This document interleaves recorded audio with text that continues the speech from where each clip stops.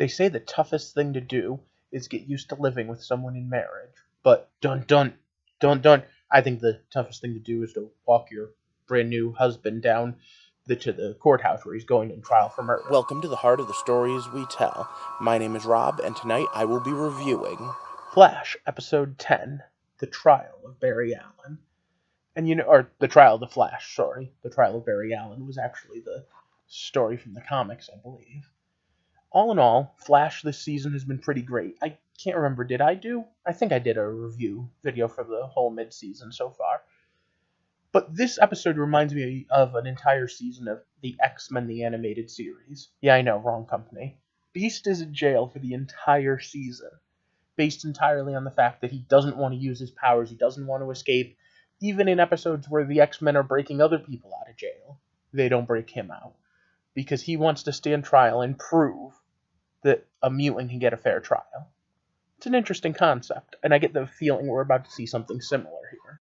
But for those of you that don't know what I do here, I review shows as they come up like this one. I do Throwback Thursdays to do older stories, and I also do theory videos every Sunday, how and why we tell stories. If that sounds interesting, click the subscribe button, because I'm trying to get a big lot of subscribers to get a whole bunch of people talking about how and why we tell stories.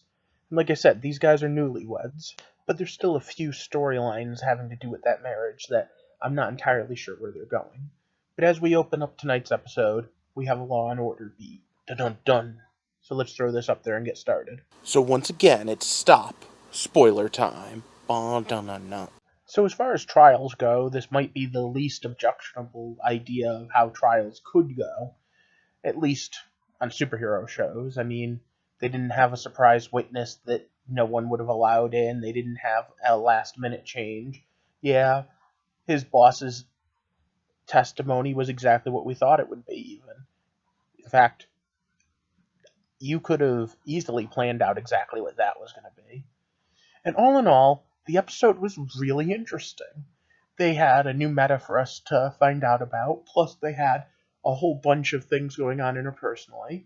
And of course, the big question: can you just tell the world you're the Flash? Cut to Robert Downey Jr. Screw it, I am Iron Man. Of course, there's no real chance of that happening, because the secret identity is way too important to the series. Now, the trick he pulls in the courthouse is actually a Wally West trick. When I was reading comics, mainly Flash was Wally, but he had an innate connection to the Speed Force, and actually had the ability to grant others the Speed Force or take it from them. And as such, one of the tricks he used to do was his girlfriend, Linda, later wife, he would actually give, and they'd go for runs together, because she would have the same speed he would then. And he could, again, lend or steal speed from objects or people. And so the whole scenario in the courthouse was just a trick of how fast a Flash can be. He can be so fast that he can grant you the ability to, in a blink of an eye, have an entire conversation. I wish that they had first done it with him and Wally, or him and Jesse, or him and Jay, but either way, it was pretty good.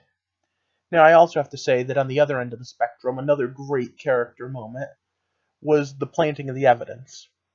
I have to say, it really made the why they went with Elongated Man being the creep, because he needed to be the creep this whole time, so that when he sits there and says, hey, you can't frame her even if she is guilty, and it really shines at that moment. So up till now, I've wondered what they were doing with Elongated Man and why they went the route they did. But I see it. I see the big picture of Flash Season 4, and because of that, I have to say this episode actually increased my enjoyment. The other thing I really liked was the actress that plays the engineer going on and in tears and coming up with a lie for where her new boyfriend came from, and it was really heartfelt. You know what? If I were on the jury, I would be sending Barry Allen to jail. So I mean, just whatever. Now, the only unrealistic part about the entire trial actually was the I have to go, and no, you can't just leave court. It doesn't work that way, but either way, this was one of those really heartwarming moments. And the fact that the Flash wasn't even really needed for the ending. The entire storyline with Fallout almost fell into the background. I did like the Killer Frost angle. I really liked the way Cisco and Harry were working together. And as a B plot goes, it was very good. But now I'm left to wonder, how much of that did Thinker think through? I mean, realistically, he needed to make sure Barry would be found guilty. And yeah, he can plan on Barry would never not reveal his secret identity, but actually pulling him away like that could have really hurt his case. I have to say, DeVoe's plan, though, had a flaw. Because once again, he was alone with Flash. I mean, if I were Flash, the whole I won't kill him. Alright, fine, just punch him in the face, run him at super speed to Jamaica, drop him off there, be like, good luck getting home, buddy. Now, remember, we also still have this mysterious character that showed up in the wedding episode, and I'm curious to see who she is. I have my own theory, which you can tell just by looking right here. But realistically, could she be a female Bart Allen? Could she be the Impulse character, just reskinned? Let me know what you think both about tonight's episode and in general where the season is going down below.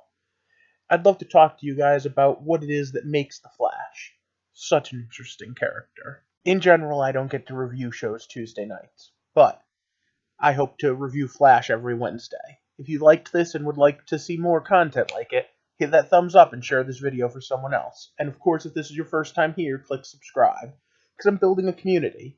As I record this, I have 88 subscribers. When I hit 100, I'm going to do a special AMA video where I give away an Amazon gift card. But I also just want to hear your opinions and thoughts. I'd like to talk about these things, because I enjoy playing around with the hows and whys of storytelling, as we get to the heart of the Flash.